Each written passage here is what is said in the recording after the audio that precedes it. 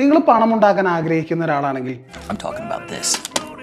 പണം ഉണ്ടാക്കിയവരെ കുറിച്ച് നിങ്ങൾ സെർച്ച് ചെയ്യും, തിരയും, അന്വേഷിക്കും, പഠിക്കും. എവിടുന്നെങ്കിലും വല്ല ഐഡിയ എന്തെങ്കിലും കിട്ടുമോ? അപ്പോഴാണ് റിച്ചായ ഒരാളുടെ കഥയൊക്കെ കേൾക്കുന്നത്. ആ കഥ ഇങ്ങനെ കേൾക്കുമ്പോൾ അയാളുടെ കഥയിൽ എവിടെയെങ്കിലും അയാളുടെ വല്ല ശീലമോ വല്ല സ്റ്റൈലോ വല്ല ഐഡിയ ഒക്കെ കിട്ടി അതെൻ്റെ ലൈഫിലേക്ക് ഒന്ന് അഡാപ്റ്റ് ചെയ്താൽ എനിക്കും റിച്ച് ആവാൻ പറ്റുമോ എന്നൊക്കെ വിചാരിച്ച് തിരയല്ലോ. ഇൻസ്പയർ ആയിട്ടുള്ള ഒരു തിരയിലുണ്ടല്ലോ. ആക്ച്വലി ഈ വീഡിയോ ഇങ്ങനെ പണം ഉണ്ടാക്കാൻ വേണ്ടിയിട്ട് ആഗ്രഹിക്കുന്ന ആളുകൾക്കുള്ളതാണ്. സെൽഫ് മെയ്ഡ് മില്യനേഴ്സിനെ കുറിച്ച് നടന്ന പഠനങ്ങളിൽ അവരെങ്ങനെ മില്യണറായി എന്നതിലേക്ക് വിരൽ ചൂണ്ടുന്ന ചില ശീലങ്ങളെ കുറിച്ച് പറയുന്നുണ്ട്. So self made millionaires follow ചെയ്യുന്ന ചില ശീലങ്ങൾ, അതാണ് ഈ വീഡിയോ. മില്യണർ ആവാം എന്ന് പറയുമ്പോൾ ലോട്ടറി കിട്ടിയും മില്യണർ ആവാം, പൂർവികരുടെ സ്വത്തൊക്കെ ഫ്രീ ആയി കിട്ടിയും മില്യണർ ആവാം. എന്നാൽ സെൽഫ് മെയ്ഡ് മില്യണർ ആവാൻ ഒറ്റ വഴിയുള്ളൂ. ഒരു മുത്തച്ഛൻ്റെയും ഒരു പൂർവികരുടെയും ബാക്കപ്പ് ഇല്ലാതെ സ്വന്തമായിട്ട് സീറോയിൽ നിന്ന് ഉണ്ടാക്കുക. സെൽഫായിട്ട് സീറോയിൽ നിന്ന് പണം ഉണ്ടാക്കിയ അഥവാ സെൽഫ് മെയ്ഡ് മില്യനേഴ്സ് ഫോളോ ചെയ്യുന്ന ശീലങ്ങൾ അല്ലെങ്കിൽ അവരുടെ രീതികൾ. അതിലെ ഫസ്റ്റ് വൺ, ഡിലേഡ് ഗ്രാറ്റിഫിക്കേഷൻ. അങ്ങനെ ഒരു ക്വാളിറ്റി അവർക്കൊക്കെ ഉണ്ട്. അത് മിഡിൽ ക്ലാസ്സിനെ സംബന്ധിച്ച് ശരിക്കും ബുദ്ധിമുട്ടുള്ളൊരു ക്വാളിറ്റിയാണ്. ഡിലേഡ് ഗ്രാറ്റിഫിക്കേഷൻ എന്ന് പറയുമ്പോൾ നമുക്ക് ഇപ്പോൾ ഒരു ആഗ്രഹം തോന്നും, ആ ആഗ്രഹത്തെ പിന്നെ ചെയ്യാന്ന് വെച്ച് ഡിലേ ചെയ്യാനുള്ള നമ്മുടെ കഴിവുണ്ടല്ലോ, അതാണ് ഡിലേഡ് ഗ്രാറ്റിഫിക്കേഷൻ. എനിക്ക് നന്നായിട്ട് അറിയാം ഷുഗർ അത്ര നല്ല സംഗതി ഒന്നും അല്ല. ഷുഗർ ഞാൻ ലോങ് ടൈമിലേക്കാണ് കട്ട് ചെയ്ത് കഴിഞ്ഞാൽ യൗവനം മെയിൻറ്റെയിൻ ചെയ്യാൻ പറ്റും, പിന്നെ സൗന്ദര്യം ഒന്ന് കൂടും, ആരോഗ്യം കൂടും, ഫ്ലെക്സിബിലിറ്റി കൂടും, ഇങ്ങനെ ഒരു ലോഡ് ഗുണങ്ങൾ എന്തൊക്കെയാണെന്നൊക്കെ എനിക്കറിയാം. പക്ഷെ ഓരോ തവണ പഞ്ചസാര ഇട്ട് ചായ ഇങ്ങനെ വരുമ്പോൾ ഞാൻ വിചാരിക്കും, ഷുഗർ നിർത്തണം, അടുത്ത മാസം ആവട്ടെ, അടുത്ത വർഷം ന്യൂ ഇയറിനാവട്ടെ എന്നൊക്കെ. എസ്പെഷ്യലി ഞാൻ ഉദ്ദേശിച്ചത് ആവറേജ് മിഡിൽ ക്ലാസ് മൈൻഡ് സെറ്റാണ്. ഇപ്പോഴുള്ള സുഖത്തെ ഡിലേ ചെയ്യാനുള്ള കഴിവ് മിഡിൽ ക്ലാസ്സിന് കുറവാണ്. എന്നാൽ സെൽഫ് മെയ്ഡ് മില്യനെയറെ സംബന്ധിച്ച് ആ കഴിവ് കൂടുതലാണ്. മിഡിൽ ക്ലാസിൻ്റെ ഈ ഇൻസ്റ്റൻറ്റ് ഗ്രാറ്റിഫിക്കേഷനെ പല കമ്പനികളും ഇവിടെ കൂളായിട്ട് ഉപയോഗിക്കുന്നുണ്ട്. ഇപ്പോൾ സൊമാറ്റോയിൽ സ്വിഗ്ഗിയൊക്കെ കണ്ടിട്ടില്ലേ? ആദ്യമായിട്ട് നമ്മൾ ഓർഡർ ചെയ്യുമ്പോൾ 200 രൂപയ്ക്ക് ഡിസ്കൗണ്ട് കിട്ടും. ഇപ്പോൾ എനിക്ക് 200 രൂപ കിട്ടുമെന്ന് വിചാരിച്ചിട്ട് നമ്മൾ ഓർഡർ ചെയ്യും. ഒരു മാസം കൊണ്ട് തന്നെ അതിൻ്റെ എത്രയോ ഇരട്ടി ഈ സൊമാറ്റോയും സ്വിഗ്ഗിയും പോലുള്ള ഈ ആപ്സ് ഒക്കെ നമ്മുടെ കയ്യിൽ നിന്ന് കൊണ്ടുപോകുന്നുണ്ടാവും. പക്ഷെ നമുക്കതൊന്നും വിഷയമല്ല. നമ്മൾ ആ 200 രൂപ വിചാരിച്ച് നമ്മളത് ഓർഡർ ചെയ്യാൻ തുടങ്ങുന്നു. പിന്നീട് അത് നമ്മുടെ ലൈഫ് സ്റ്റൈലാവുന്നു. നമ്മളിങ്ങനെ കിടന്ന സ്ഥലത്ത് തന്നെ ഭക്ഷണം എത്തുന്നു, കഴിക്കുന്നു, നമ്മൾ അങ്ങനെ ആയിപ്പോവും. കമ്പനികളെ സംബന്ധിച്ച് എന്താ, ഇപ്പൊ ഈ ഡിസ്കൗണ്ട് വന്നിട്ട് ലോങ് ടൈമിലേക്ക് നമ്മളെ അവർ ചൂഷണം ചെയ്യും. ഈ സംഗതിയെ നിങ്ങൾ തിരിച്ചാലോചിച്ച് നോക്കും. കമ്പനി നമുക്ക് ഇപ്പോൾ 200 രൂപ തരും, പിന്നീട് പതിയെ നമ്മുടെ കയ്യിൽ നിന്ന് ഈടാക്കുന്നു. കമ്പനിയെ സംബന്ധിച്ച് ഡിലേഡ് ഗ്രാറ്റിഫിക്കേഷൻ ആണ്. അവർക്ക് ഇപ്പൊ ലാഭം വേണ്ട, അവരാ ലാഭം പിന്നീട് ഈടാക്കുന്നു. സോ വലിയ കമ്പനികൾ വളരാൻ വേണ്ടി കൂടി ഡിലേഡ് ഗ്രാറ്റിഫിക്കേഷൻ യൂസ് ചെയ്യുന്നുണ്ട്. ഞാൻ സ്റ്റോക്ക് മാർക്കറ്റ് റിലേറ്റഡ് ആയിട്ട് സെർച്ച് ചെയ്തപ്പോൾ കണ്ടൊരു കാര്യം, ഒരു 7 വർഷങ്ങൾക്കൊക്കെ മുൻപ് നമ്മൾ റോയൽ എൻഫീൽഡ് വാങ്ങുന്ന പൈസ എന്നൊക്കെ ഇന്നത്തെ പൈസയൊക്കെ വെച്ച് കാൽക്കുലേറ്റ് ചെയ്താൽ ഒരു 3 ലക്ഷം രൂപ എടുത്തിട്ട് 7 വർഷങ്ങൾക്ക് മുമ്പ് ഇൻവെസ്റ്റ് ചെയ്തിട്ടുണ്ടെങ്കിൽ ഇന്ന് അതിന് 65 ലക്ഷം രൂപയാവും എന്നൊരു കണക്ക് ഞാൻ കേട്ടു. ഞാനത് അന്വേഷിച്ചു, പഠിച്ചു. സോ എനിക്ക് മനസ്സിലായ കാര്യം, അന്ന് 7 വർഷം മുമ്പ് 3 ലക്ഷം ഇട്ടിട്ടുണ്ടെങ്കിൽ ഇന്ന് അത് 65 ലക്ഷം രൂപയാവുന്നു. പക്ഷെ ഡിലേഡ് ഗ്രാറ്റിഫിക്കേഷൻ ഉള്ള ഒരാൾക്ക് മാത്രമേ അതിന് യൂസ് ചെയ്യാൻ പറ്റൂ എന്നുള്ളതാണ്. ഇത്രയും 65 ലക്ഷം രൂപ ആക്കാൻ പറ്റൂ എന്നുള്ളതാണ് ഫാക്റ്റ്. കാരണം റോയൽ എൻഫീൽഡ് വാങ്ങണം എന്നൊക്കെ ആഗ്രഹം ഉണ്ടാകുമ്പോൾ അപ്പോൾ പോയി വാങ്ങുന്നതിന് പകരം പലരും ഒന്നിച്ച് ക്യാഷ് പോലും കൊടുക്കാതെ EMIക്ക് പോയി വാങ്ങുന്നു. കാരണം ഒന്ന് ഡിലേ ചെയ്യാനുള്ള ക്യാഷ് ആയിട്ട് വാങ്ങാമെന്നുള്ള ആ മൈൻഡ് പോലും അവിടെ ഇല്ല. എന്നാൽ എനിക്ക് റോയൽ എൻഫീൽഡ് ബൈക്ക് തൽക്കാലം വേണ്ട, ഇപ്പോൾ ഉള്ള ബൈക്കൊക്കെ മതി, ആ 3 ലക്ഷം രൂപ ഏഷ്യർ മോട്ടോഴ്സിൽ ഇൻവെസ്റ്റ് ചെയ്തിട്ട് കാത്തിരിക്കാം, ഇപ്പോഴുള്ള റോയൽ എൻഫീൽഡിൻ്റെ സുഖത്തെ ഡിലേ ചെയ്യാം എന്നൊരു മൈൻഡ് സെറ്റുള്ള ഒരാൾക്ക് 65 ലക്ഷം കിട്ടും. നമ്മളിങ്ങനെ വർക്ക് ചെയ്തുകൊണ്ടിരിക്കുകയാണ്, പെട്ടെന്ന് നമ്മുടെ മനസ്സിൽ ചിന്ത വരുന്നു, അല്ല പുതിയതായിട്ട് OTT റിലീസായ സിനിമയല്ലേ, ഒരു 10 മിനിറ്റ് കൊണ്ട് ഇങ്ങനെ ഒന്ന് ഓടിച്ച് കണ്ടാലോ എന്ന്. ഇപ്പം തന്നെ വേണം നമുക്ക് ആ സിനിമ കാണുന്നതിനുള്ള ആ സുഖം, ഇൻസ്റ്റൻറ്റ് ഗ്രാറ്റിഫിക്കേഷൻ. സോ ഇത് മിഡിൽ ക്ലാസിൻ്റെ ഒരു സ്റ്റൈലാണ്.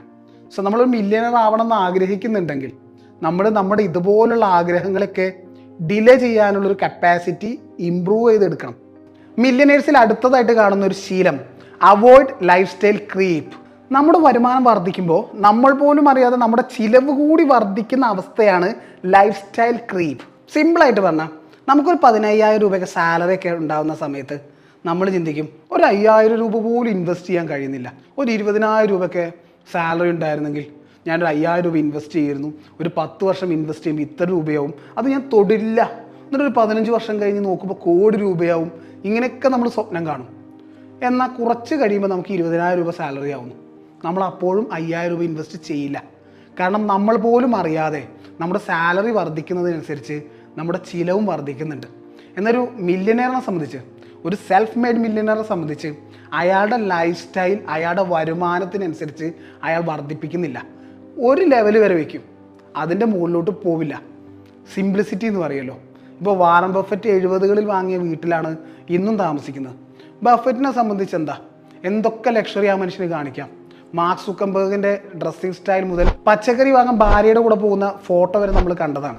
എല്ലാ ധനികരും ഇങ്ങനെ സിമ്പിളായിട്ടാണ് ജീവിക്കുന്നത് എന്നൊന്നും നമുക്ക് പറയാൻ പറ്റില്ല. പക്ഷെ നമുക്ക് ഒന്നും പറയാൻ പറ്റും, അവരുടെ ലൈഫ് സ്റ്റൈലിനെ അവരുടെ വരുമാനത്തിനനുസരിച്ച് അവരിങ്ങനെ വർദ്ധിപ്പിക്കുന്നില്ല. സെൽഫ് മെയ്ഡ് മില്യനേഴ്സിൽ അടുത്തതായിട്ട് നമ്മൾ കാണുന്ന ഒരു കാര്യം ഓൺട്രപ്രനോറിയൽ സ്പിരിറ്റ് ആണ്. ഈ സ്പോർട്സ്മാൻ സ്പിരിറ്റ് എന്നൊക്കെ പറയുന്ന പോലൊരു സംഗതി. പേടിയില്ലാതെ ഭയമില്ലാതെ റിസ്ക് എടുക്കാനും പുതിയ പുതിയ കണ്ടുപിടുത്തങ്ങൾ നടത്താനും ഓപ്പർച്യൂണിറ്റീസ് കണ്ടെത്തി അതിനെ ഉപയോഗിക്കാനുള്ള ഒരു മൈൻഡ് സെറ്റാണിത്. ഓൺട്രപ്രനോറിയൽ സ്പിരിറ്റ് എന്ന് പറയുമ്പോൾ റിസ്ക് എടുക്കാനുള്ള കണ്ടുപിടുത്തങ്ങൾ നടത്താനൊക്കെ ഒരു മൈൻഡ് സെറ്റ് അവിടെ ഉണ്ട്, അതിലുണ്ട് ആക്ച്വലി. ഇപ്പോൾ ഇലോൺ മസ്കിന്റെ കാര്യം തന്നെ എടുക്കാം. നാസയും ISROയും പോലെയുള്ള ഈ ഗവൺമെന്റ് ഏജൻസികൾ ബഹിരാകാശ യാത്ര നടത്തിയിരുന്നൊരു സമയത്ത് മസ്ക് കൂളായിട്ട് സ്പേസ് എക്സ് എന്നൊരു കമ്പനിയോട് രൂപീകരിച്ചു. സ്വന്തമായിട്ട് ബഹിരാകാശ ദൗത്യത്തെക്കുറിച്ച് സ്വപ്നം കണ്ടു. എന്നാൽ ആ സമയത്ത് ഒരു പ്രശ്നം, ഒറ്റ തവണ ഉപയോഗിച്ച റോക്കറ്റിനെ പിന്നീട് ഉപയോഗിക്കാൻ പറ്റില്ല.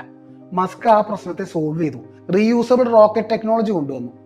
ഇലോൺ മസ്ക് 3 തവണ റോക്കറ്റ് വിക്ഷേപിച്ചു. 3 തവണയും തകർന്ന് തരിപ്പണമായി. നിങ്ങളൊന്ന് ആലോചിച്ച് നോക്കൂ.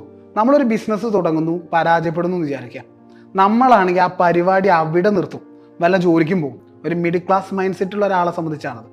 എന്നാൽ ഇലോൺ മസ്കിനെ സംബന്ധിച്ച് അയാൾ ഒരു തവണ റോക്കറ്റ് പരാജയപ്പെട്ടെങ്കിൽ അടുത്ത തവണ ട്രൈ ചെയ്തു, അതും പരാജയപ്പെട്ടു. അടുത്ത തവണ ട്രൈ ചെയ്യുന്നു, 3 തവണയും പരാജയപ്പെട്ടിട്ട് 4ാമത്തെ തവണയാണ് വിജയിച്ചത്. ഓരോ തവണ റോക്കറ്റ് ലോഞ്ച് ചെയ്യുമ്പോഴും കടം പെരുകിക്കൊണ്ടേയിരുന്നു. പക്ഷെ ആ മനുഷ്യൻ റിസ്ക് എടുത്തു. അതാണ് ആ മൈൻഡ് സെറ്റ്. സോ റിസ്ക് എടുക്കുക എന്നുള്ളത് ഈ ഓൺട്രപ്രനോറിയൽ സ്പിരിറ്റിന്റെ ഭാഗമാണ്. ഇവിടെ എല്ലാം റിസ്ക് ആണ്. റിസ്ക് എടുക്കുക എന്നുള്ള ആ മൈൻഡ് സെറ്റ് ഈ മില്യനേഴ്സിന്റെ കൂടപ്പിറപ്പാണ്. റിസ്ക് എടുക്കുക എന്ന് കേൾക്കുമ്പോൾ ഓഹോ എന്ന റിസ്ക് എടുത്തു കളയാന്ന് വിചാരിച്ച് പോയി കണ്ണടച്ചും റിസ്ക് എടുക്കുന്നത് അത് മിഡിൽ ക്ലാസിന്റെ സ്റ്റൈലാണ്. അങ്ങനെയല്ല റിസ്ക് എടുക്കേണ്ടത്. കാൽക്കുലേറ്റഡ് റിസ്കുകളാണ് വേണ്ടത്. ഇപ്പൊ ലോട്ടറി എടുക്കുക, അതൊരു റിസ്ക് ആണ്. പക്ഷേ അങ്ങനെയുള്ള റിസ്കുകളല്ല എടുക്കേണ്ടത്. ഇപ്പോൾ വാറൻ ബഫറ്റിനെ സംബന്ധിച്ച് അദ്ദേഹം ആദ്യ കാലഘട്ടങ്ങളിൽ പല കമ്പനികളും അതിന്റെ ബാലൻസ് ഷീറ്റ് നോക്കി. കമ്പനി ഇപ്പോൾ പാപ്പറിന്റെ വക്കിലെത്തി നിൽക്കുകയാവും, തകർച്ചയുടെ വക്കിലെത്തി നിൽക്കുകയാവും. പക്ഷെ ബഫറ്റ് ബാലൻസ് ഷീറ്റ് നോക്കിയിട്ട് ഈ കമ്പനി തിരിച്ചു വരുന്നുള്ള പ്രതീക്ഷയിൽ ഇൻവെസ്റ്റ് ചെയ്തു. അതാണ് കാൽക്കുലേറ്റഡ് റിസ്കുകൾ. സോ വെറുതെ പോയി കണ്ണടച്ച് റിസ്ക് എടുക്കരുത്, കാൽക്കുലേറ്റഡ് റിസ്കുകൾ എടുക്കുക. സെൽഫ് മെയ്ഡ് മില്യനറിന്റെ അടുത്തൊരു പ്രത്യേകത, അവർക്ക് പല സോഴ്സസ് എന്നുള്ള ഇൻകം ഉണ്ടാവും. ജീവിതകാലം മൊത്തം ജോലിയെ, ശമ്പളത്തെ, ഒരു വരുമാനത്തെ മാത്രം പ്രതീക്ഷിക്കുന്നത് അത് മിഡിൽ ക്ലാസ് മൈൻഡ് സെറ്റ് ആണ്. മില്യനെയർ, സെൽഫ് മെയ്ഡ് മില്യനെയർ അവർ വേറെയാണ്. അവരെ സംബന്ധിച്ച് ഒരുപാട് സോഴ്സസ് എന്നുള്ള ഇൻകംസിനെ കുറിച്ച് അവർ ചിന്തിക്കും. അതെങ്ങനെ ഉണ്ടാക്കാം എന്നുള്ള മാർഗങ്ങൾ അന്വേഷിക്കും, പഠിക്കും. ഇപ്പോൾ നിങ്ങൾക്ക് ജോലി മാത്രമേ ഉള്ളൂ, അതിൽ നിന്നുള്ള വരുമാനം മാത്രമേ ഉള്ളൂ. അതിൽ നിലനിർത്താതെ ജസ്റ്റ് ചിന്തിക്കുക, വേറെ എന്തൊക്കെ വരുമാനം നമുക്ക് ഉണ്ടാക്കിയെടുക്കാൻ പറ്റുന്നു. ഇങ്ങനെ ആലോചിക്കുമ്പോൾ ചിലപ്പോൾ നിങ്ങൾ കാണുന്ന യൂട്യൂബ് ആവും, നിങ്ങൾക്ക് വല്ല സ്കില്ലും ഉണ്ടാവും. അത് ഉപയോഗിച്ച് യൂട്യൂബിൽ വീഡിയോ ഇടാം, അതും ഒരു ഇൻകമായി കണ്ട് അതിനു വേണ്ടി വർക്ക് ചെയ്യാം. അത് കഴിയുമ്പോൾ നിങ്ങൾക്ക് വീടിൻ്റെ അടുത്തൊരു സ്ഥലം ഉണ്ടാവും, ആ സ്ഥലത്ത് വെച്ച് മറ്റൊരു ഇൻകം എങ്ങനെ ഉണ്ടാക്കാമെന്ന് ചിന്തിക്കാം. അങ്ങനെ നിങ്ങൾ പോയിക്കൊണ്ടിരിക്കുമ്പോൾ നിങ്ങൾ ജോലി ചെയ്യുന്നു, ഈ വരുമാനങ്ങളൊക്കെ മാനേജ് ചെയ്തു പോകുന്നു. അപ്പോഴാണ് നിങ്ങളുടെ മനസ്സിൽ മറ്റൊരു ചിന്ത വരുന്നത്, ഞാൻ കോയമ്പത്തൂർ ഇപ്പോൾ ഒരു പ്രൊഡക്റ്റ് കണ്ടു, ഇത് ആമസോണിൽ അങ്ങ് സെല്ല് ചെയ്താലോ എന്ന്. അങ്ങനെ നിങ്ങൾ സെല്ലർ അക്കൗണ്ട് എടുക്കുന്നു, വിൽക്കുന്നു. ഇങ്ങനെ പല മാർഗങ്ങളിൽ നിന്നുള്ള വരുമാനത്തെക്കുറിച്ച് നമ്മൾ ചിന്തിക്കണം. അതാണ് ഈ സെൽഫ് മെയ്ഡ് മില്യനെയർ സ്റ്റൈൽ. ഞാനിപ്പോൾ പറഞ്ഞ ഈ കാര്യങ്ങൾ നിങ്ങളുടെ ലൈഫിലേക്ക് നിങ്ങൾ അഡാപ്റ്റ് ചെയ്യുകയാണെങ്കിൽ നിങ്ങൾ വലിയ മില്യനെയർ ഒന്നും ആയിട്ടില്ലെങ്കിലും ലോങ് ടേമിൽ നിങ്ങളുടെ സാമ്പത്തിക നിലയിൽ വലിയ വർധനവുണ്ടാവും. ലോങ് ടേമിൽ അഡാപ്റ്റ് ചെയ്ത് നോക്കും. It's me MK J.